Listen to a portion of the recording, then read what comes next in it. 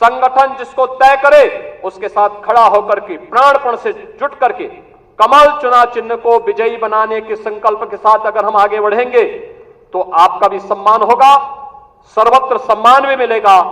और जो लोग उछल कूद करने का कुत्सित प्रयास कर रहे हैं, मुझे लगता है इनको दोबारा उछल कूद करने का अवसर ही नहीं मिल पाएगा।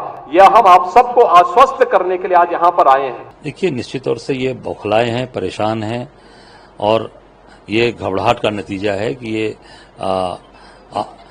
अपनी कार्य समिति करना और तमाम वो तो हर दल करता है, पर जो जिस तरीके से ये परेशान है और जिस स्थान पे इन्होंने किया, राम मनोहर लोहिया विधि विश्वविद्यालय, अब शिक्षण संस्थाओं को भी राजनीतिकरण कर रहे हैं, तो निश्चित तौर से ये पूरी तरह से घबराहट है, परेशान है और इनको अब आप जनता, प्रदेश की जनता इनको पूरी तरीके से नकार चुकी है।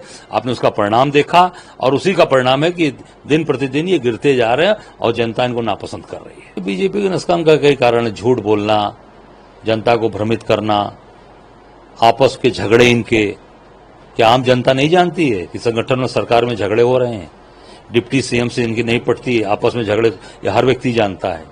आत्मविश्वास नहीं था, ये पूरी तरीके से आपस में झगड़े के कारण से ये गए हैं और नीचे दिन प्रतिदिन जा रहे हैं, क्योंकि इनकी स्थिति खराब होती जा रही है।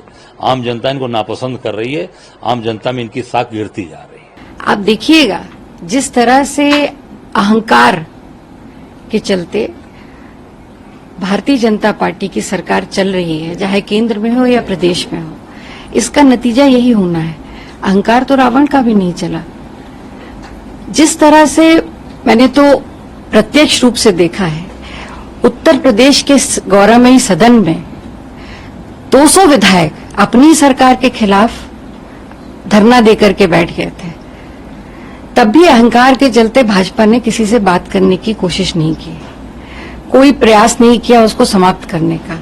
तो ये आज की लड़ाई नहीं है, ये लड़ाई शुरुआत से पिछले कार्यकाल से ही चली आ रही है।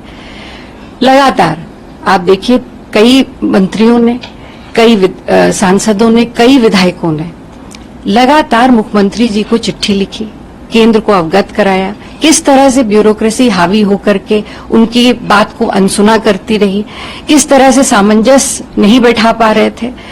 कई बार ये प्रकरण सामने आए, कई वीडियो सामने आए और अभी जो हाल का जो बदलापुर के विधायक है उनका भी सामने आया, पूर्व कैबिनेट मिनिस्टर का भी बयान सामने आया।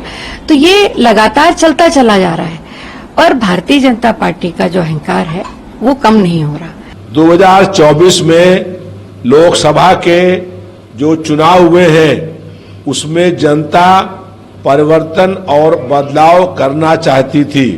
उत्तर प्रदेश में समाजवादी पार्टी के पक्ष में बहुत बड़ा जन समर्थन और जन सहयोग था, इसलिए उत्तर प्रदेश में समाजवादी पार्टी सबसे बड़ी पार्टी बनकर के आई है और भारतीय जनता पार्टी की जो गलत नीतियां थी, भ्रष्टाचार था, प्रदेश सरकार में कहीं कोई विकास का काम नहीं हो रहा है, महंगाई, बेरोजगारी चरम सीमा पर है। उत्तर प्रदेश में भाजपा की सरकार सभी मोर्चों पर फेल हो गई है, अपराधों में बेतहाशा वृद्धि हुई है, इसलिए उत्तर प्रदेश ने भाजपा को नकार दिया और समाजवादी पार्टी सबसे बड़ी पार्टी बन गई।